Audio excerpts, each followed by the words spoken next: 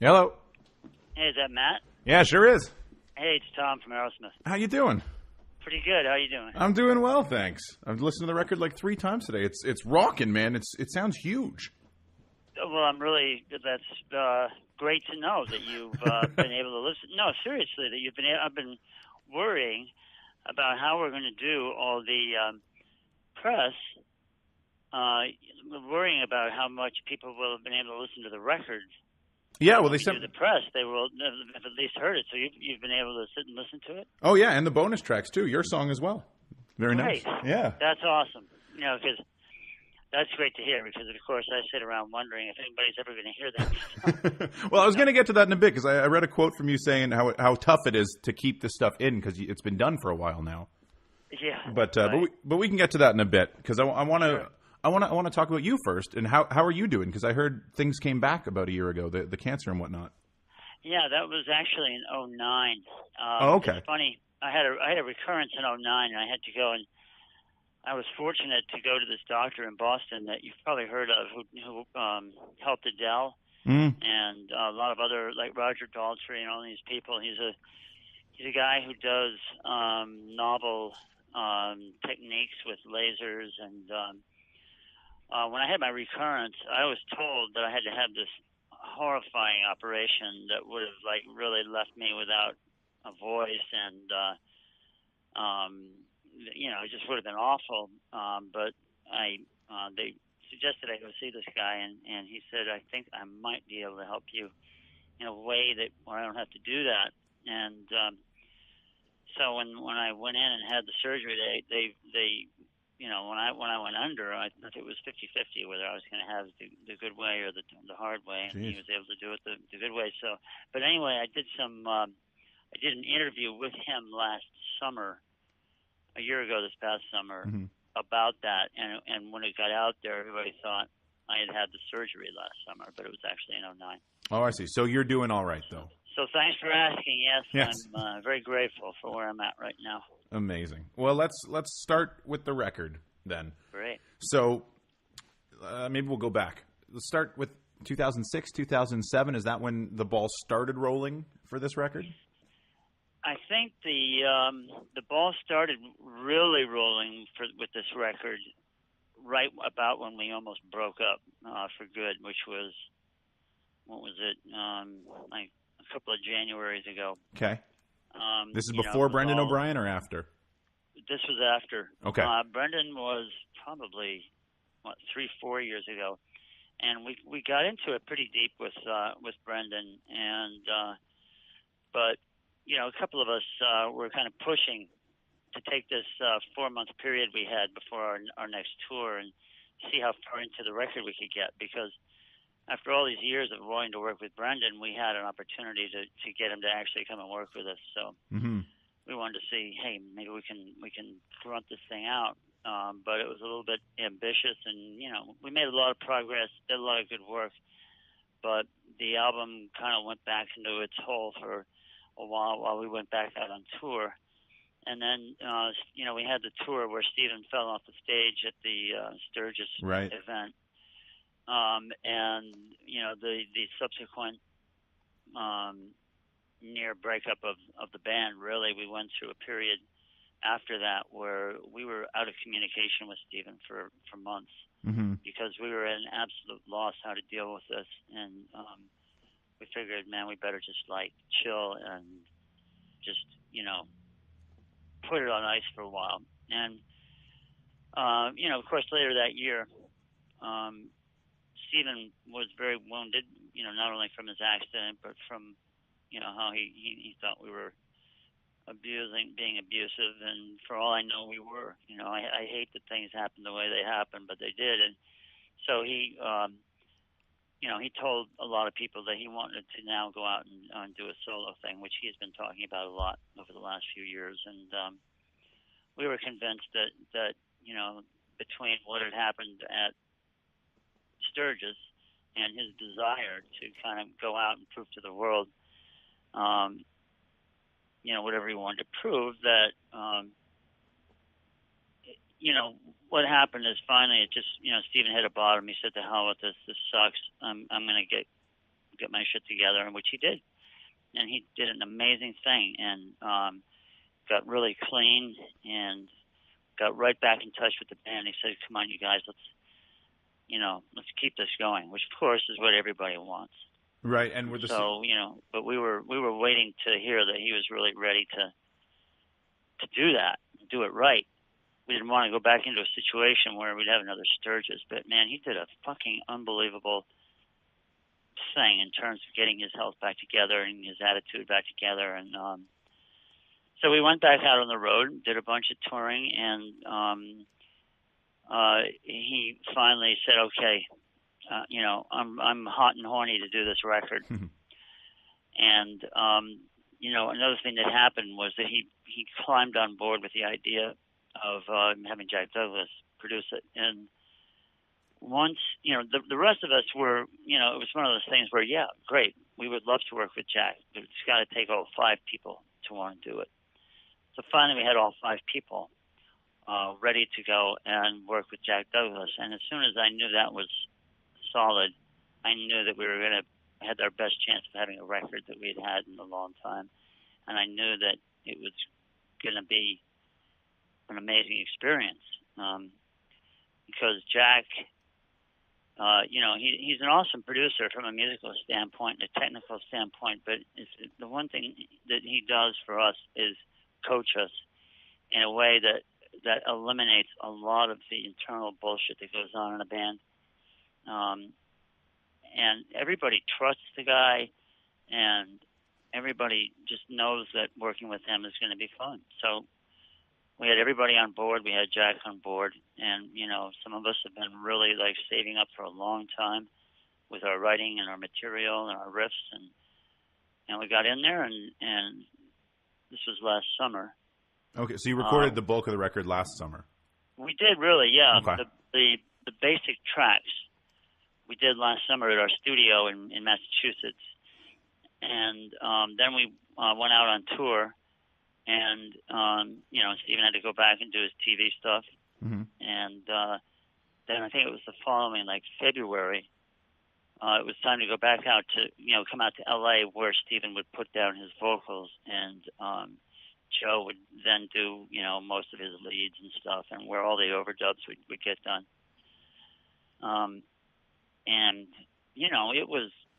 It's been a tightrope the whole way, it's been so long since we've done a record of new material. Even though everybody was gung-ho, there's always that feeling of, there's always a chance that it's not going to happen.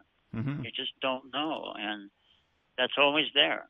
It's always there, but you can't listen to that. You just got to go forward. And amazingly enough, we wound up with all this friggin' material. Yeah, the record's 15 tracks. That's crazy. If we were really sly, smart businessmen, we would have saved half the material so we could, when we're out as free agents, after this record, right, we could go out and have another record ready. But you know what? Everybody said, fuck it, man.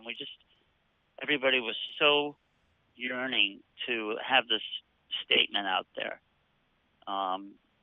Everybody not only wanted to have an Aerosmith record, but everybody wanted to be recognized for what they do on it and recognized for doing new things that they've never done before. Well, let's go on that, because you have your first lead vocal on an Aerosmith record. It's on the bonus tracks, but it's still your first lead vocal as far as I know. It is, but don't let that scare you. That's something that I guess it's a bucket list thing, really. Mm-hmm. But yeah, I had this song, and I knew that the way the song would come off would be to have Steven doing a very prominent, sort of almost a duet type background vocal, mm-hmm, with me singing. And it's kind of ironic because we did it, and then this guy that mixed it,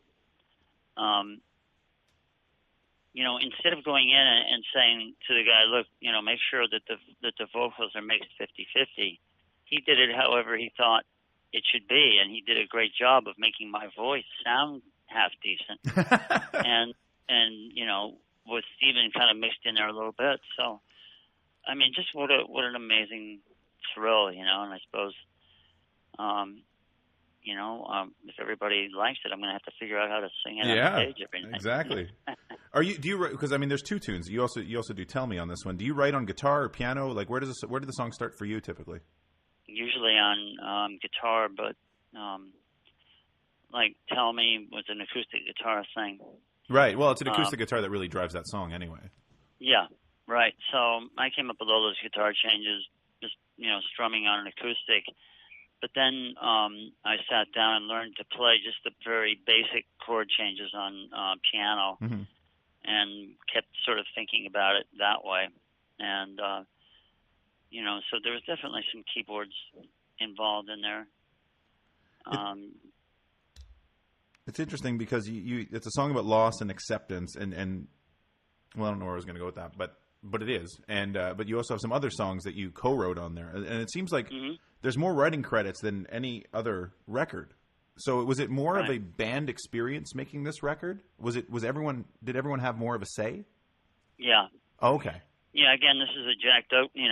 Part of the whole paradigm of working with Jack is, if you come in one day with an off-the-wall riff that you think has a special little something about it, there's a good chance that Jack is going to support you in bringing it to the band and trying to get everybody's attention to try it out. So yeah, you had stuff that Joey worked on with Marty Fredrickson, and then Brad had this riff that he's had for a really long time, and that became the basis of Street Jesus. And so yeah, you had a combination of a lot of the stuff that was developed by the group, and then some other stuff that was completely written by individuals. And so yeah, I mean the thing, Aerosmith could do probably 2 albums a year if the whole thing of writing lyrics was a little bit simpler. But Steven, that's kind of a dark room for Steven when he goes in there, and but once he gets in there and does it, he turns into his exuberant self and starts going at everything. And that's what happened with the record. We were sort of at the beginning of the point where Steven was writing most of the lyrics, and we had an opportunity to have Legendary Child in this big G.I. Joe movie that was supposed to come out. And it was literally, they said, okay, if you can get it done over the weekend, maybe we can use the song. So everybody hounded Steven, and Steven went and ground it out. And I think that was an amazing experience for him. I think he came out and it really boosted his confidence because he pulled it off until he went and finished all this other stuff. I hear that was a song that's been around for a while, and you guys couldn't really figure out what to do with it until Jack Douglas came around, and he just knew what to do with it. I can't remember who said that, but I read that from somebody.